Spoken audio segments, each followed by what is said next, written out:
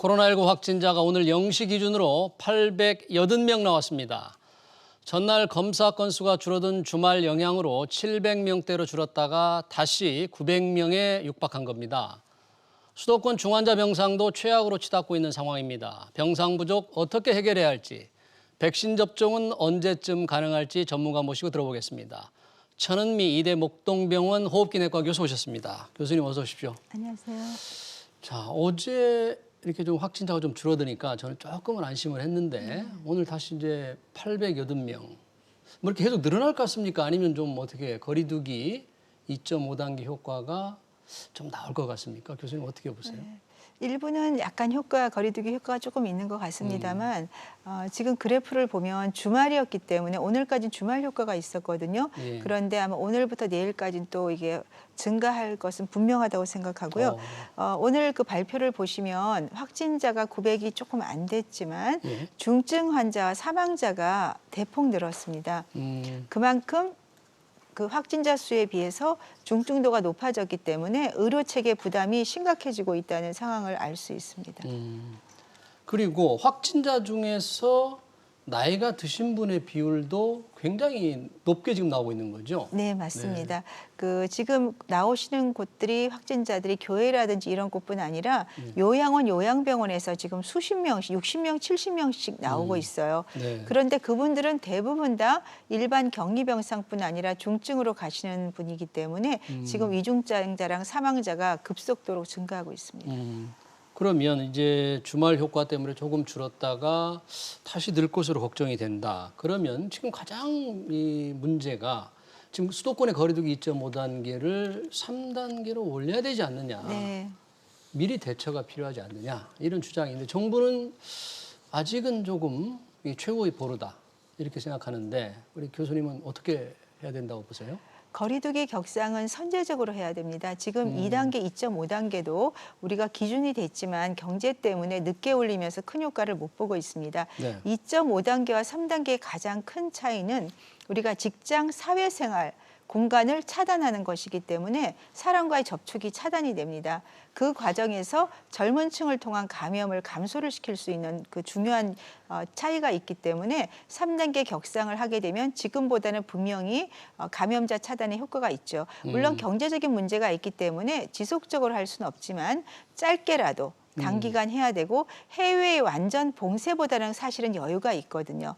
우리가 여행도 뭐 원하시면 갈 수 있는데 예. 저는 3단계로 격상을 하더라도 지금 조금 방역에 허점이 있는 것이 무엇이냐면 예. 식당에서는 식사를 9시까지 할 수가 있기 때문에 3단계로 격상이 그렇죠. 돼도 식사는 가능하니까. 예, 네. 감염의 고리가 식사 후에 많이 오거든요. 대화 중에. 그래서 식사는 모두 배달로 바꿔야 되고 수도권에서 비수도권으로의 풍선 효과를 막기 위해서는 우리가 외부로의 대중교통, KTX나 고속버스 같은 경우를 좀 차단을 시켜줘야 돼요. 해외 같은 경우는 우리가 그 구에서 구로도 옮길 때 PCR 검사가 필요하거든요. 예. 그래서 정말로 꼭 어떤 업무 때문에 가야 된다면 PCR 검사를 음성인 경우에만 타게 한다든지 이런 조금 더 촘촘하고 세세한 방역이 동반돼야 된다고 그러니까 생각합니다. 3단계로 올릴 필요도 있고 선제적으로 대응을 해야 하고 네. 그런 추가적인 조치들도 지금 필요한 시점이다 그렇습니다. 이런 거죠. 네.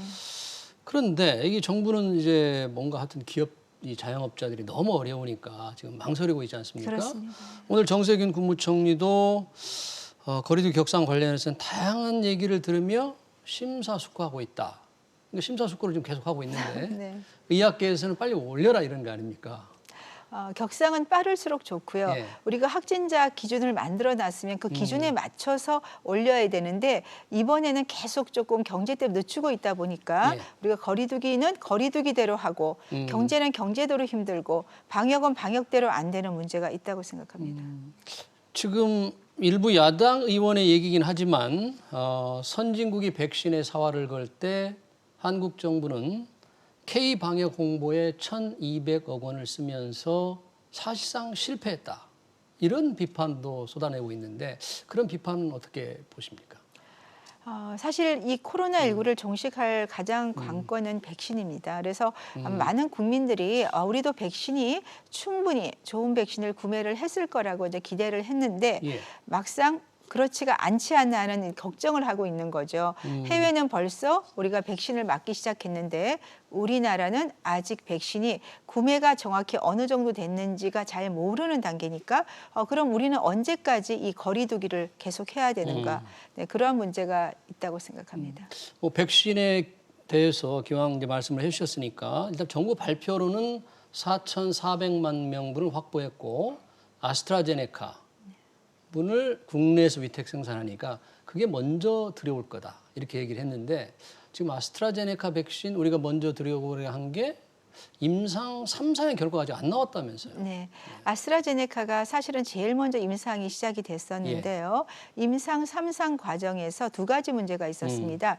척수염이란 부작용에 대해서 FDA 공인을 좀 늦게 보고를 했고요. 예. 두 번째로는 실험 연구 집단이 좀 달랐습니다. 절반 용량과 처음에 절반 용량을 쓴 군과 전체 용량을 쓴 임상 연구자단에서 결과가 다르게 나온 거죠. 네. 2,700명 정도 되는 절반을 먼저 쓴 군에서 도리어 예방률이 90%인데 전체 용량을 쓴 9,000명 군에서는 이것이 62%밖에 안 나온 거예요. 네. 그러니까 설명이 안 되는 거죠. 왜 이렇게 연구 결과가 다른가? 어. 그거에 대한 추가 임상을 하고 있고 예. 또 아스트라제네카는 고령자 군이 굉장히 적습니다. 70세 이상이 200명 정도밖에 임상군에 포함이 안 돼 있어요. 그래서 그런 면에서 뭐 기저질환자, 고령자군 그리고 말씀드린 그 임상 연구의 차이점에 대해서 추가 임상이 들어가기 때문에 아마도 승인이 나는 것은 조금 내년 정도 초반이 되지 않을까 생각합니다. 내년 초반에 승인이 난다면 그것도 지금 가정이지 않습니까? 네, 맞습니다. 난다면 실제 우리가 확보하는 데는 정부 설명처럼 뭐 2월 또는 3월 이전 가능할까요? 어떻습니까? 이제 FDA 승인이나 유럽 승인 결과를 보고 우리 식약처도 아마 승인을 하겠지만 예. 또 정부 당국에서는 독자적으로 지금 승인도 고려하고 있다고 얘기를 하시는데 예. 실제적으로 조금 부담이 될 수 있습니다. 그리고 다행히 이제 SK에서 우리나라 위탁 생산을 하고 있기 때문에 네. 아무래도 아스트라제네카는 비용도 싸고 보관도 용이하고 또 위탁 생산을 많이 하니까 우리가 충분히 물량 확보가 되지 않을까 생각을 하는데 예. 문제는 1,000만 명분 정도만 지금 확보가 돼 있고 말씀드린 예방률 효과가 모더나 화이자의 mRNA 백신에 비해서 거의 25% 정도가 예방률이 낮게 나옵니다. 네. 그렇기 때문에 그런 두 점을 좀 잘 고려해서 우리도 좀 더 빨리 효과적인 백신을 국민에게 접종할 수 있는 기회가 있어야 된다고 생각합니다. 그런데 지금 아스트라제네카는 저희가 확보 계약을 다 마쳤다고 되어 있는데 물론 언제 들어올지는 모르지만요. 지금 화이자와 모더나 백신은 구속력 있는 계약이지만 실제 계약은 아직 안 돼 있는 거 아닙니까? 맞습니다. 지금 다른 나라에서는 화이자 백신을 지금 접종이 시작됐는데 그러면 너무 늦은 게 아닌가? 네, 여기가 계속 연말까지 지금 구매를 확약 받을 거라고 하시거든요. 예. 그럼 연말까지 우리가 백신을 못 맞는 일이 생길 수도 있지 않습니까? 네. 그렇기 때문에 조금 더 외교적 노력이 정말 필요한 때가 아닌가. 기업하고 백신을 생산하는 기업의 노력뿐 아니라 또 다른 외교적 노력이 동반돼서라도 우리도 상반기에 좀 백신을 맞을 수 있게 해야 된다고 생각합니다. 그런데 정부와 여당은 그런 지적에 대해서 이 백신이 처음 맞아 보니까 코로나 백신이 부작용이 있을 수 있다. 그래서 모니터링을 해가면서 좀 하는 게 낫지 않겠냐 이런 입장을 고수하고 있는 것 같아요. 의학교와는 좀 전혀 다른 생각인가요? 우리가 임상 3상을 하고 FDA 승인이 날 때는 그냥 나는 것이 아니고 네. 수만 명, 3만 명, 4만 명의 대규모 임상 연구가 전 세계적 인종을 포함해서 되죠. 고령자뿐 아니라 그런 경우에 이제 승인을 받고 부작용 자체도 임상 연구가 끝난 2달 정도 있다가 승인을 하거든요. 우리가 백신의 대부분의 부작용은 아나필락틱 쇼크가 가장 크고요. 네. 두 번째로는 길리안바레라고 신경마비인데 그것도 2달 정도 있으면 대부분 나옵니다. 그렇지만 아직까지 모더나 화이자에서 그런 중대한 부작용은 보고가 된 바가 없거든요.